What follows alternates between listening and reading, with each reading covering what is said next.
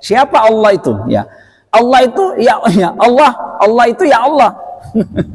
La ilaha, tidak ada Tuhan, tidak ada sembahan, tidak ada yang dipatuhi, tidak ada yang tempat bermohon, tidak ada yang dicintai, tidak ada yang menghidupkan, tidak ada yang mematikan. Illahu, kecuali hanya Dia. Siapakah yang bisa memberi syafaat? Siapakah yang bisa memberi izin atas segala harapan, segala cita-cita, segala keinginan, segala kemauan manusia itu ya. Ya. Di sini dikatakan man dzalladzi yasfa'u indahu illa biizni. Man dzallati, tidak ada yang bisa memberi syafaat. Syafaat itu artinya pertolongan. Tidak ada yang bisa memberikan pertolongan. Tidak ada yang bisa memberikan perlindungan. Tidak ada yang bisa memberikan kekuasaan. Tidak ada yang bisa memberikan semuanya. Illa biiznihi, kecuali atas izinnya. Dan mereka tidak mengetahui, mereka ini maksudnya manusia ya, bisain ya, tidak bisa mengetahui sesuatu min ilmihi, dari pengetahuannya itu, illa bimasya, kecuali atas kehendak Allah, kecuali atas kuasa Allah. Jadi bisa saja kita di depan kita di sini ada orang lewat nggak kelihatan karena Allah menghendaki. Mungkin juga kita ini orang biasa-biasa saja, Allah membuka pelataran, ada apa di sini, kelihatan seperti itu ya. Itu tidak terlepas dari bukti dan kekuasaan Allah.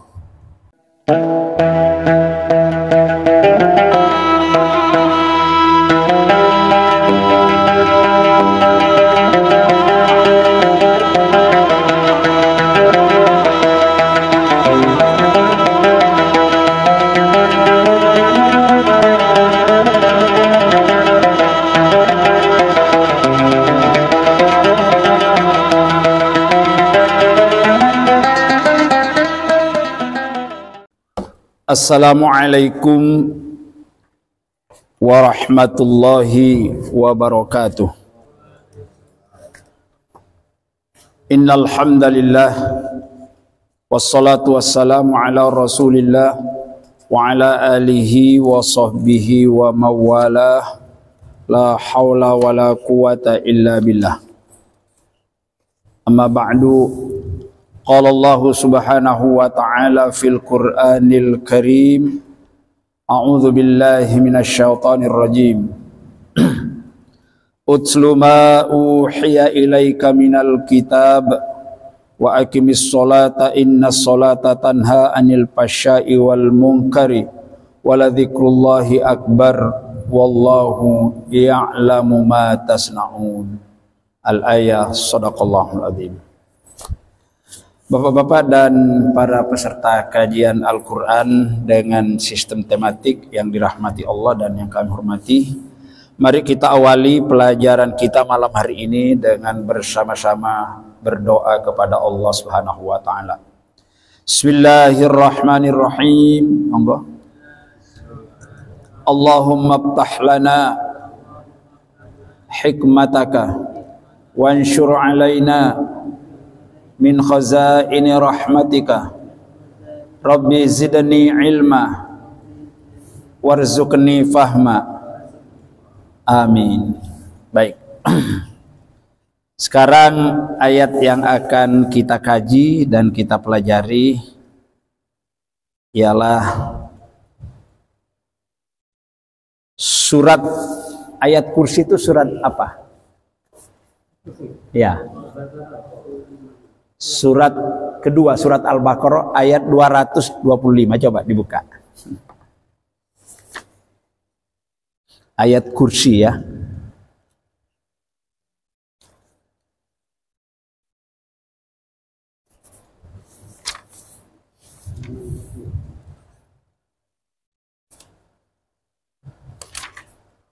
...255 kalau tidak salah ya. Terdapat pada halaman 42. Baik. Kita baca dulu supaya kita mendapatkan pahala bacaannya.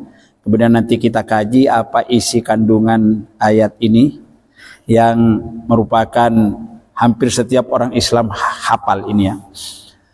Kita baca dulu. A'udzu billahi minasy syaithanir rajim. Monggo.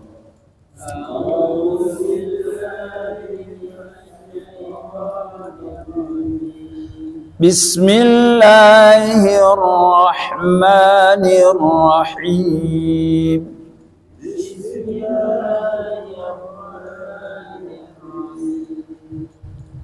Allahu la ilaha illa huwal hayyul qayyum.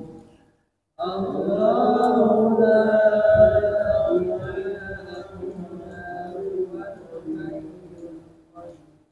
la ta'khudhuhu sinatun wa la nawm.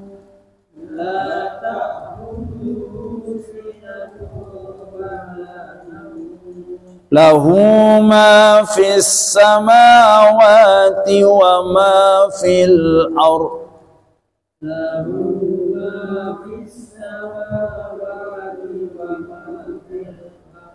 Man zal ladzi yashfa'u indahu illa bi'idhnihi.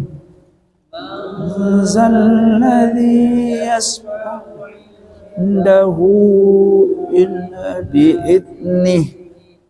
Ya'lamu ma baina aydihim wa ma khalfahum.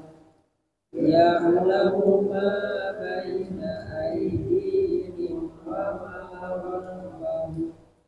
Wa la yuhituna bi syai'in min 'ilmihi illa bima syaa. ولا يحيطون بشيء من علمه إلا بما شاء وسع كرسيه السماوات والأرض وسع كرسيه السماوات ولا يؤوده حفظهما وهو العلي العظيم. ولا يؤوده حفظهما وهو العلي العظيم. صدق الله العظيم. Iya, alhamdulillah pahalanya kekal di sisi Allah Subhanahu wa taala, baik bagi yang membaca maupun yang menyimak dan memperhatikan, sama-sama mendapatkan pahala yang istimewa di sisi Allah Subhanahu wa taala. Betapa luar biasanya, betapa keagungan, betapa keistimewaannya ayat-ayat Allah, firman-firman Allah ini kalau dibaca sampai orang yang membaca salah pun masih tetap mendapat pahala ya. Apalagi kalau bacanya tidak salah, luar biasa. Begitu juga orang yang mendengarkannya. Jadi memang tidak ada bacaan yang paling indah, yang paling luar biasa, yang paling istimewa di dunia ini selain orang-orang yang selalu basah lesannya membaca Al-Quran. Sehingga tidak ada hari-hari yang ia lalui di dalam kehidupannya tanpa membaca Al-Quran. Walaupun yang dibaca itu hanya ayat kursi, termasuk surat Al-Ikhlas. Nah, itu sudah luar biasa. Baik, ini ayat disebut ayat kursi ini karena ada kata-kata kursi di bawahnya itu. Wasi'a kursihu, itu loh di akhir arti ya. Wasi'a kursihu. Ya. Dan kemuliaan surat ini termasuk surat Al-Ikhlas itu kalau dibaca luar biasa karena memiliki suatu keistimewaan yang luar biasa. Apa keistimewaan surat ini?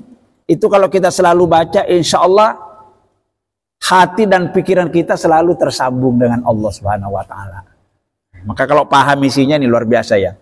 Jadi Salah satu isinya, dan orang yang selalu membaca ayat kursi ini insya Allah nilai-nilai keimanannya terkontrol terus ya. Selalu terkontrol. Sama juga kalau orang yang selalu membaca surat Al-Ikhlas. Qul a'udzu birabbil falaq, qul a'udzu birabbin nas, termasuk Al-Fatihah, itu imannya terkontrol. Karena beberapa surat itu adalah membicarakan tentang sifat-sifat Allah dan kekuasaannya. Jadi ayat ini membicarakan tentang sifat-sifat Allah dan kekuasaannya. Jadi kalau ada pertanyaan, sudah benarkah cara kita mengimani Allah? Kira-kira jawabannya apa? Sudah benarkah cara kita mengimani Allah? Atau sudah benarkah cara kita beriman kepada Allah? Ya, mungkin jawabannya A, sudah benar, B, belum benar, C, tidak benar, D, tidak tahu. Ya, nggak jauh dari situ. Ya, nah, ya, kalau kita sepakat, belum memilih jawaban. Oh, cara kita beriman kepada Allah belum benar. Bagaimana caranya agar keimanan kita ini bisa benar? Tidak ada yang keliru lagi. Maka salah satu jawabannya hendaklah kita memahami ya ayat 200 apa ini tadi? Ayat 255 ini ya, yang disebut dengan ayatul kursi. Bahkan di dalam hadis dijelaskan, kata Nabi SAW, siapa yang selalu membaca di setiap sholat 5 waktu. Jangan pernah tidak dibaca itu ya. Habis sholat duhur, sholat maghrib, sholat isya, baca ya. Ya, dijamin nanti di hadapan Allah tidak akan kena azab kubur. Tidak akan diazab dalam kuburnya. Itu yang untuk akhirat. Ya. Kalau kita di dunia ini selalu dibaca sebelum tidur dan bangun tidur, atau di saat kita mau keluar rumah, Allah akan senantiasa melindungi kita dimanapun kita berada, dan Allah akan senantiasa menjaga kita. Ya. Akan senantiasa membantu dan menolong kita. Nah, ini kekuatannya. Itulah sebabnya maka hampir setiap orang Islam hafal. Nah, jadi kalau orang hidup biasanya itu kan sering pakai jimat ya Pak Lolo ya. Jimat. Jimat itu apa biasanya? Jimat itu isinya mantra-mantra pakai bahasa daerah biasanya. Siapa ini? Ini jimat ajian dari Kanjeng Sopo gini-gini. Nanti siapa yang membaca jimat ini nanti gini aja. Tapi itu jimat yang dikarang-karang manusia.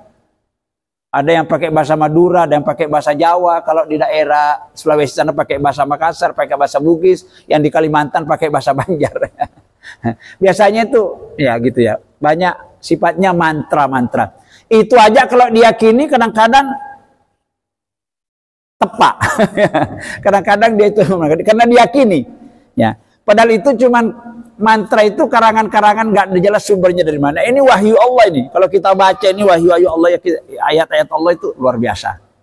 Nah, luar biasa pengaruhnya di dalam kehidupan kita, terutama kita di dalam menjalani kehidupan sehari-hari, yang memang setan itu nggak pernah lepat apanya ya, ngincer kita itu setan nggak pernah. Nah, salah satu caranya agar kita ini terbebas dari incaran setan dan termasuk bencana-bencana yang senantiasa bisa sewaktu-waktu datang, insya Allah dengan kekuatan ayat yang kita baca ini Allah akan menghindarkan kita. Nah, itu ya. Baik. Coba kita lihat. Nah, jadi kalau ada pertanyaan, Allah iku sopo? Siapa Allah itu sebenarnya? Misalnya kita ini ada pertanyaan itu. Allah itu siapa itu Allah sebenarnya? Maka di sini jawabannya Allahu la ilaha illa huwa. Coba lihat artinya apa? Siapa Allah itu? Ya. Allah itu ya Allah. Allah itu ya Allah. La ilaha, tidak ada Tuhan, tidak ada sembahan, tidak ada yang dipatuhi, tidak ada yang tempat bermohon, tidak ada yang dicintai, tidak ada yang menghidupkan, tidak ada yang matikan. Illahu, kecuali hanya Dia. Dia terjawab, siapa Allah? Jadi ini tauhid, ini isinya tauhid keimanan. Siapa Allah itu? Ya ini Allah jawab. Allahu la ilaha illahu. Nah, kalau kita sudah yakin seperti itu, Allah itu menghidupkan, Allah mematikan, Allah memberi rezeki, Allah menciptakan manusia, Allah menciptakan seluruh makhluknya, Allah memberikan fasilitas dengan oksigen, dengan air, semuanya milik Allah. Kalau kita sudah paham gitu, pasti lama kelamaan kita akan cinta kepada Allah. Kalau sudah cinta kepada Allah itu, beribadah itu nggak jadi beban, Pak. Jadi kebutuhan. Jadi ibadah itu jadi kebutuhan. Sekarang kita kadang-kadang beribadah itu masih jadi beban, makanya berat. Sholat dianggap beban, puasa dianggap beban, bersedekah, berzakat dianggap berat. Tapi kalau kita sudah anggap bahwa ibadah itu bukan karena demi cinta kita kepada Allah, ringan jadinya. Ya, ringan. Karena selalu punya harapan bahwa kalau kita apa yang Allah perintahkan kepada kita, punya paham bahwa yang dilarang kita jauhi, pasti kita selamat. Nah, itu orang-orang beriman seperti itu. Jadi ini jawabannya, Allah itu tidak ada Tuhan, tidak ada sembahan, tidak ada yang menciptakan, tidak ada yang mengatur, tidak ada yang menghidupkan, tidak ada yang mematikan, tidak ada yang memberi rezeki, seluruhnya. Sampai 99 namanya itu Pak Dia ya. Ya. Tidak ada aturan, tidak ada hukum, tidak ada undang-undang selain undang-undangnya Allah. Kalau keyakinan kita sudah seperti itu, Pak, selamat Pak kita. Cuman apa kita sudah seperti itu sekarang memperlakukan Allah? Belum. Keimanan kita ini kadang-kadang masih bercampur dengan keraguan ya Pak Hadi ya. Ya, yakin kalau tapi nggak yakinnya setengah hati, nggak yakin temenan. Ya. Oke. Satu, jadi dijawab ya. Apakah Allah itu hidup? Apakah Allah itu hidup? Atau nanti suatu saat akan mati? Kalau makhluknya yang makhluk Allah itu kayak manusia, jin, malaikat, tumbuh-tumbuhan, hayawan, ya itu. Tadinya tidak ada, kemudian nanti suatu saat ada. Tadinya mati lalu hidup. Nah, itu makhluk. Tapi kalau Allah itu Al-Hayyul Qayyum. Apa artinya Al-Hayyul Qayyum?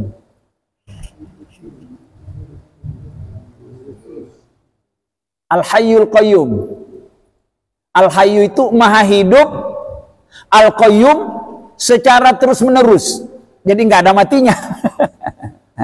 Keberadaan Allah itu maujud secara terus-menerus, tidak pernah lenyap, tidak pernah ya-ya-nya. Sejak dari awal sampai akhir itu ya Allah itu ada-adanya ya. Begitu juga Al-Hayyul Qayyum. Allah itu sifatnya maha hidup, Al-Qayyum, maha mengurusi segala makhluknya. Ya, Al-Qayyum, terus menerus. Kalau kita sudah tidur Pak Adi, anak kita, harta kita, apa kita nggak bisa kita urusi. Ya kadang-kadang begini, kita itu manusia terbatas. Tapi kalau Allah itu tidak ada yang tidak diurus. Terus ya, maha hidup, mengurusi makhluknya. Apakah Allah pernah ngantuk atau pernah tidur?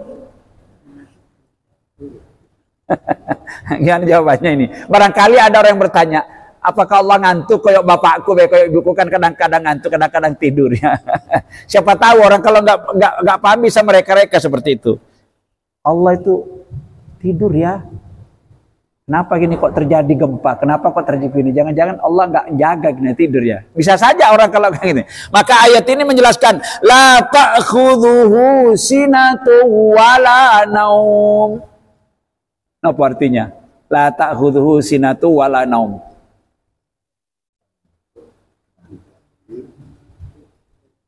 Jadi Allah itu la ta'khudhuhu, ya. Tidak ditimpa sinatun rasa ngantuk, wala naum dan juga tidur. Ya kalau Allah tidur ngantuk nanti gimana ngurusin jagat raya ini, makhluknya yang ini. Mulai dari gajah sampai semut itu. Kalau Allah siapa yang ngurusin? Ya, nah itu jadi Allah itu seperti itu. Ya. Batas kekuasaan dan milik Allah itu batasnya apa? Kalau raja sama presiden itu batas-batas wilayah, batas-batas negara, kepala daerah, batas-batas daerah. Ya. Tapi kalau kerajaan kekuasaan milik Allah itu, nah di sini seberapa besar, seberapa kekuasaan, seberapa lebar, seberapa luas yang kekuasaan Allah itu. Di sini jelaskan lahu ma fis samawati wa ma fil ard. Apa artinya lahu ma fis samawati wa ma fil ard? Lahu itu artinya kepunyaannya, miliknya, kekuasaannya, kepunyaannya, miliknya, ciptaannya. Ya. Ma fis samawati, segala apa yang ada di langit. Nah, di ada langit itu jutaan bintang-bintang yang ada di langit, termasuk bulan, matahari dan planet-planet ya. Nah itu. Lahu itu milik Allah semuanya. Wa ma fil ardi, dan segala yang ada di bumi. Nah. Jadi kalau ada orang itu ngaku-ngaku kayak gini Pak Adi.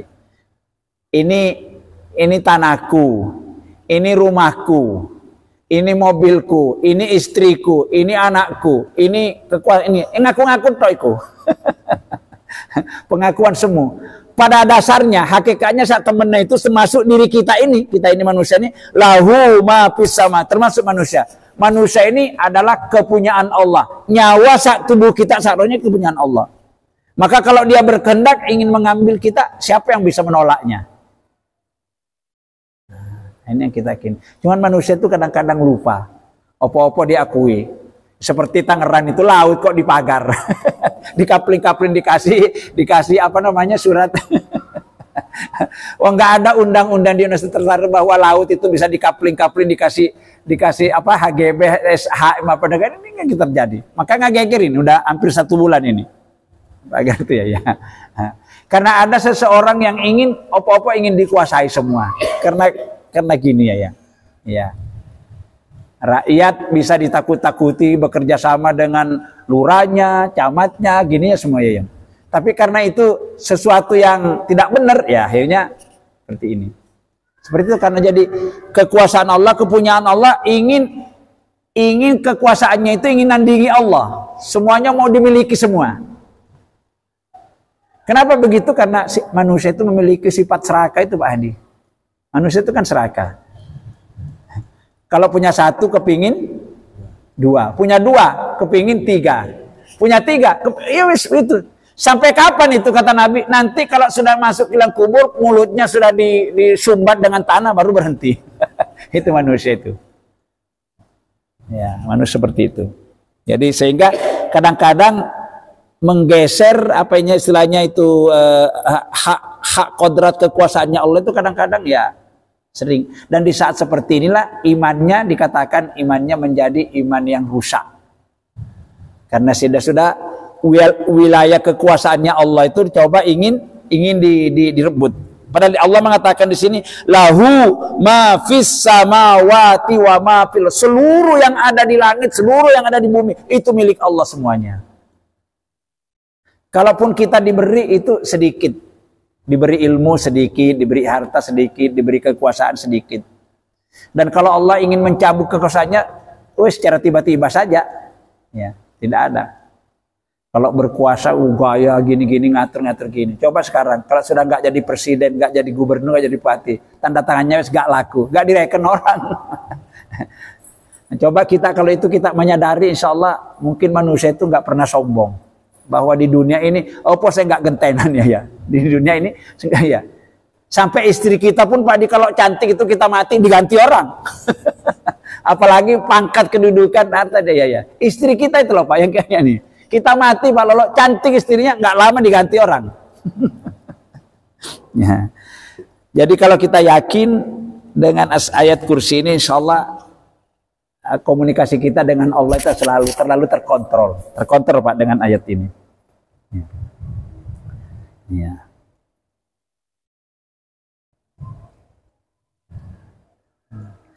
Siapakah yang bisa memberi syafaat? Siapakah yang bisa memberi izin atas segala harapan, segala cita-cita, segala keinginan, segala kemauan manusia itu ya. Ya.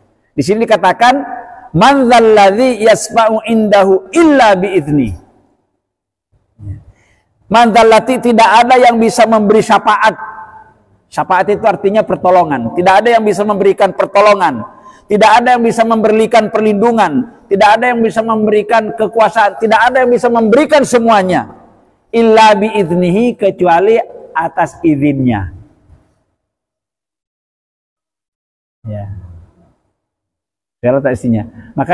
Makanya dokter itu nggak bisa menghidupkan dokter itu. cuman menyembuhkan juga bukan dokter. Nah, jadi kalau ada orang dokter bisa menyembuhkan, bisa syirik ya. Jadi dokter itu cuman perantara saja, bukannya menyembuhkan. Kalau dokter bisa menyembuhkan, berarti semua pasien yang diobati itu pasti sembuh semua. Ada juga yang tidak bisa. Kenapa? Karena tidak biiznihi, tidak, Allah tidak mengizinkan. Nah. Adapun kita berdoa, kita berusaha itu kan memang harus berizin. Karena kalau kita misalnya apa istilah cara orang Jawa itu pasrah bongkoan itu nggak benar juga. Jadi kalau kita sakit diperintahkan oleh Allah dan Rasulnya suruh berobat. Kalau kita ingin punya disuruh bekerja. Nah, kalau kita ingin sembuh disuruh berobat. Kalau kita ingin pinter diperintahkan oleh Allah untuk belajar. Tapi yang satu ini memang hampir penyakitnya orang Islam di mana-mana. Itu kalau suruh belajar itu malas, Pak Adi. Terutama kalau belajar Al-Quran. Ya, mestinya orang kalau menyadari betapa besar, betapa dosanya nanti orang-orang yang tidak mau belajar Al-Quran, ancamannya bukan main neraka jahanam itu ya. Mungkin masjid ini penuh. Tapi saya rasa bukan nggak tahu, sering kita sampaikan. Tapi kenapa ya Pak Hadi ya? Kalau orang disuruh belajar Al-Quran itu kok rata-rata kok malas. Kenapa Pak Adi kira-kira? Apa sebabnya? Tidak yakin bahwa Al-Quran itu firman Allah, tidak yakin bahwa Allah itu mengandung petunjuk dan kebaikan, atau karena apa itu? Saya nggak tahu juga jawabannya. Itu yang saya kadang-kadang prihatin. Kalau kita ngaji Al-Quran ini kok yang ikut sedikit ini ya. Padahal di sini nggak lama kita, paling sekitar 30 menit selesai. Kalau orang duduk kayak gini ya nggak mungkin kita terangkan kayak gini nggak masuk, pasti ada masuknya. Iya. Jadi kata Nabi itu kun aliman. Yang pertama, hendaklah kamu menjadi orang yang alim, orang yang pintar, orang yang mengerti. Ya. Kalau tidak bisa kun muta'alliman. Ya, jadi hendaklah menjadi orang yang senang belajar. Tidak bisa juga kun mustami'an. Tidak bisa membaca, bisa nulis. Kun mustami'an. Hendaklah kamu menjadi orang yang senang mendengar. Ya duduk-duduk aja kalau disampaikan ini mendengar. Ya. Wala takun khomisan. Ya. Menjadi orang alim nggak bisa, menjadi orang terpelajar nggak bisa, menjadi orang yang suka mendengarkan kebaikan sampaikan nggak bisa, terus jangan menjadi kelima, semuanya nggak bisa lah. Ya, patah nanti kamu akan menjadi orang yang binasa, orang yang menjadi saja semuanya. Menjadi orang alim nggak bisa, senang belajar sama senang mendengar nggak bisa, senang bertanya nggak bisa. Nah itu nanti kata Nabi, dikhawatirkan kamu menjadi orang yang celaka dan binasa, terutama nanti di hadapan Allah Subhanahu wa taala. Pastinya gitu. Jadi semuanya itu bisa berjalan atas kuasa, kehendak dan izin Allah Subhanahu wa taala. Sebatas mana pengetahuan, penglihatan dan pengawasan Allah di dalam kehidupan ini terhadap semua makhluknya. Nah, kalau ada pertanyaan kayak gini, sebatas mana ya pengetahuan, pendengaran, penglihatan, pengawasan Allah di dalam mengawasi semua makhluk ciptaannya di dunia ini? Umpamanya kita ada pertanyaan seperti itu, maka jawabannya ya'lamu ma baina aydihim wa ma khalfahum. Apa artinya? Ya'lamu, dia mengetahui, dia maha mengetahui. Ini Allah maksudnya. Ini kan menjaksanakan. Ma baina aidihim, apa yang ada di depan mereka. Kalau kita ini Pak, depan kita di sini ada tabir ini, kita nggak tahu di situ ada apa, ada siapa, nggak tahu kita. Pengetahuan kita sangat terbatas. Tapi kalau Allah itu tembus sampai berapa lapis tembus saja. Jadi ya'lamu ma baina aydihim wa ma khalfahum. Dan ya, seperti kita ini, seperti saya ini, ada apa di belakang ini, nggak bisa, ada tembok pembatasnya ini. Pengetahuan kita sangat terbatas. Dikasih tabir kain aja, apalagi tembok itu nggak ngerti ada apa di belakang ini. Tapi kalau Allah itu, apa yang di depan kita, apa yang di belakang kita, apa yang di sebelah kanan kiri kita, atas bawah kita, semuanya tahu. Artinya tidak ada yang tersembunyi. Maka orang kalau berbuat jahat itu biasanya tola-tole ya Pak Adi ya. Orang mau nyolong biasanya tola-tole nyari orang. Itu sebetulnya terlalu bodoh itu ya. Bodoh sekali. Dia tidak sadar, dia tidak yakin bahwa apapun yang dilakukan, sekalipun mati lampu, peteng, nggak ada kayak gitu, itu Allah tahu. Ini ayatnya. Ya'lamu ma baina aydihim wa ma khalfahum. Di sisi Allah itu tidak ada yang tersembunyi. Allah itu maha mengetahui, maha melihat, maha mendengar, maha mengawasi, maha memperhatikan seluruh gerak-gerik hambanya. Yang di belakang, yang di depan, samping, kiri, kanan tahu. Kalau kita yakin seperti ini Pak Adi, nggak mau macam-macam kita. Nggak mau macam-macam. Kenapa manusia banyak macam-macam, ini banyak ulah? Ini kan nggak sadar gini. Bahwa seluruh perbuatannya sekecil apapun itu senantiasa diliput, diawasi oleh Allah ya. Nggak pernah luput. 24 jam.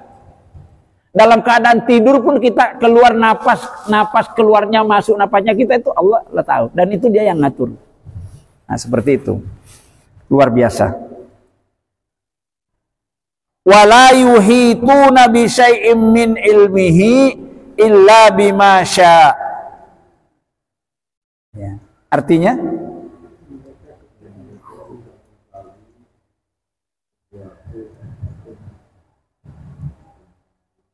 ya. Dan mereka tidak mengetahui, mereka ini maksudnya manusia ya. Bisain ya, tidak bisa mengetahui sesuatu min ilmihi dari pengetahuannya itu illa bimasya, kecuali atas kehendak Allah, atas kuasa Allah. Jadi bisa saja kita di depan kita di sini ada orang lewat nggak kelihatan karena Allah menghendaki. Mungkin juga kita ini orang biasa-biasa saja, Allah membuka pelatan, ada apa di sini, kelihatan seperti itu ya. Itu tidak terlepas dari bukti dan kekuasaan Allah. Ya. Tapi kalau ada orang mengatakan dia mampu melihat sesuatu yang tidak kelihatan, itu pasti bekerja sama setan itu. Ya, jadi kalau ya, karena Allah mengatakan tidak ada yang bisa mengetahui segala sesuatu itu, la ya'lamul ghaiba illallah. Tidak ada yang bisa mengetahui yang gaib itu kecuali hanya Allah. Terus ada orang mengatakan bisa melihat ini, bisa melihat ini. Itu pasti kerjasama sama setan. Ada setan yang membisikkan Pak Lolo ya. Ada setan. Maka para dukun-dukun itu ya, orang termasuk dukun-dukun santet, dukun-dukun ya, sering dimintai orang kalau ada barang-barang yang hilang nanti yang ngambil begini ya, terbisikan itu. Itu kerjasama sama setan. Karena Allah mengatakan la ya'lamul ghaiba illallah. Tidak ada yang mengetahui. Dan itu bukan benar itu. Kadang-kadang benar, banyak bohongnya. Ya, nebak-nebak. Nah, biasanya nebak-nebak. Ini sepeda motormu yang hilang ini bukan orang jauh. Ini orangnya tuh ciri-cirinya kayak gini, rumahnya menghadap gini, ciri-cirinya kan. Nah, biasanya orang dikait-kaitkan. Oh, ini si Fulan ini. Oh, si Fulan ini ya. Sudah betapa dosanya. Nah, jadi ini wilayahnya Allah. Jadi wala yuhituna bi syai'in min ilmihi illa bima syaa. Nah, ini baru ada kayak wasi'a kursiyyuhus samawati wal ardh. Kekuasaan ini. Jadi kursi itu kekuasaan. Artinya kursi itu kekuasaan Allah. Ya. Di mana batas kekuasaan? Wilayah yang pengetahuan Allah, kerajaannya Allah, kekuasaan Allah, penglihatannya Allah, pendengarannya Allah, pengawasannya Allah. Wasi'a kursiyyuhus samawati seluas langit dan bumi. Ya. Itu kekuasaannya. Tadi ilmunya juga begitu ya. Ya, ya. Wala yauduhu hifdzuhuma. Artinya apa? Wala yauduhu hifdzuhuma.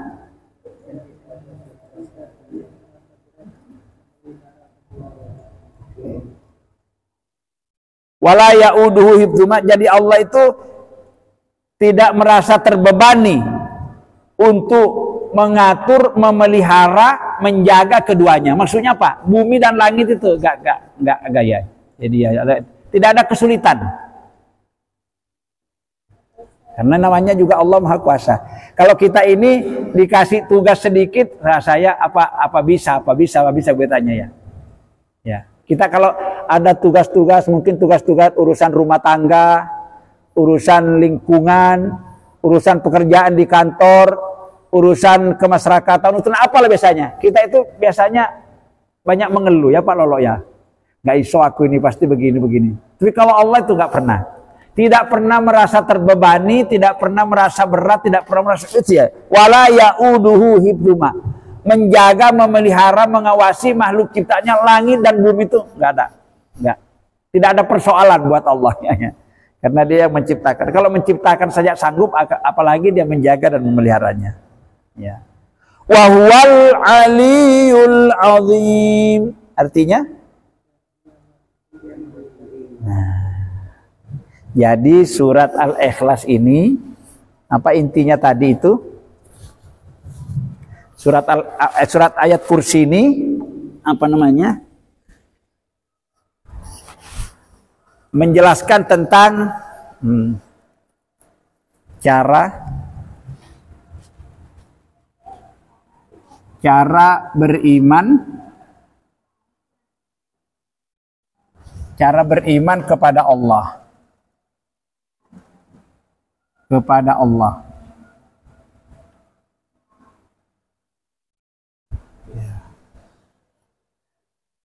Cara beriman kepada Allah itu ada dua caranya. Pertama, mempelajari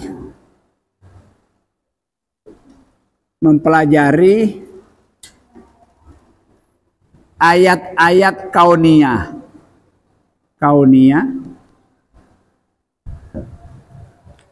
Ayat-ayat kauniyah itu alam, ayat-ayat kauniyah alam. Ayat kauniyah seperti langit, bumi, hayawan, tumbuh-tumbuhan, udara, air, pokoknya seluruh benda-benda itu namanya ayat-ayat kauniyah. Bulan, bintang, planet-planet itu namanya ayat kauniyah itu ya. Mempelajari ini ya. Maka orang mempelajari, kalau kita biasanya mempelajari ilmu alam, ilmu fisika itu namanya kauniyah ya. Ya. Ini caranya kalau kita ingin iman kita kepada Allah, mengenal Allah secara benar gitu. Terus yang kedua cara mengimani Allah dengan benar itu mempelajari ayat-ayat Qur'aniyah. Ayat-ayat yang tertulis ya, Quran ini ya. Qurannya itu tertulis. Nah, termasuk tadi ayat kursi. Quran surat berapa tadi nih? Surat 2 ayat 255.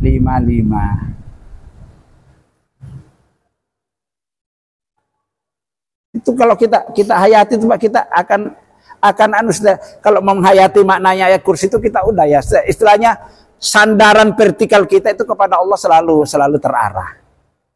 Asalkan dibaca paham artinya. Kalau dibaca nggak paham artinya ya nggak ngaruh. Nggak ngaruh. Iya. Nggak ngaruh. Makanya salah satu caranya orang kalau ingin khusyuk dalam sholat itu, seandainya kita mampu semua, dan mesti harus ya. Apa yang kita baca, apa yang kita lakukan itu dipahami maksudnya. Karena sholat itu kan pakai 3 bahasa. Sholat itu ada disebut bahasa tubuh, bahasa lesan, bahasa hati. Nah ini sholat itu ya. Jadi ini nanti kaitan jadinya. Jadi sholat itu terdiri dari 3 bahasa. Jadi sholat itu artinya komunikasi antara hamba dengan Tuhan. Kita berkomunikasi dengan Allah itu 3 bahasa yang kita gunakan. 1, bahasa tubuh. Yang kedua, bahasa lesan. Yang ketiga, bahasa hati.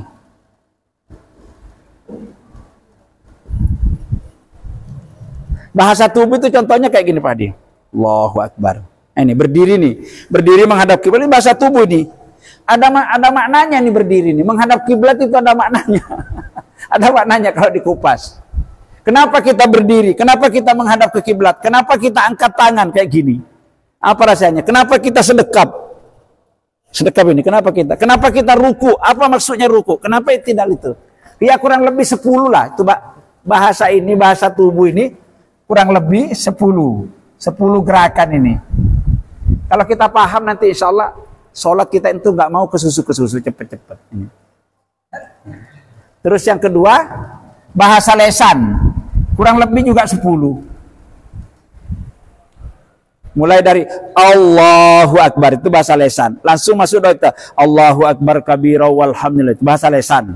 Masuk Fatihah Alhamdulillahirabbil alamin bahasa lesan. Baca surat bahasa lesan. Doa ruku bahasa lesan, itu bahasa lesan. Itu kalau kita pahami semua maksud bacaannya pasti khusyuk.